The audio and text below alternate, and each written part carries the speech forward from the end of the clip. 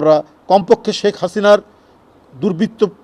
পরায়ণ কোনো প্রশাসনের দ্বারা অথবা তার আইন শৃঙ্খলা বাহিনীর দ্বারা এখানকার গণতন্ত্রকামী রাজনৈতিক দলের নেতাকর্মীরা আর নিপীড়নের শিকার হবে না। এখনও পর্যন্ত সংবিধানে নির্বাচন কমিশনের যে স্বাধীনতা, সেই স্বাধীনতা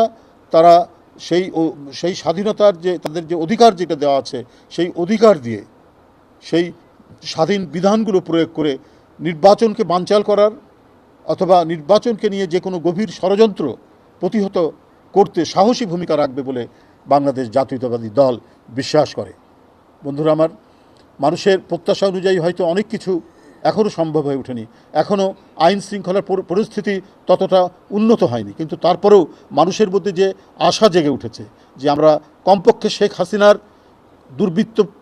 পরায়ণ কোনো প্রশাসনের দ্বারা অথবা তার আইন শৃঙ্খলা বাহিনীর দ্বারা এখানকার গণতন্ত্রকামী রাজনৈতিক দলের নেতাকর্মীরা আর নিপীড়নের শিকার হবে না, আর কখনোই তাদেরকে রিমান্ডের নামে অকথ্য অত্যাচার করা হবে না, তারা গুম খুন বিচার বহির্ভূত হত্যার শিকার হবে না। সেই ক্ষেত্রে গণতন্ত্রের যে অব্যাহত যাত্রা, সেই অব্যাহত যাত্রা রাখার ক্ষেত্রে নির্বাচন কমিশনের যে গুরু দায়িত্ব আছে, সেই গুরু দায়িত্ব তারা পালন করবেন এবং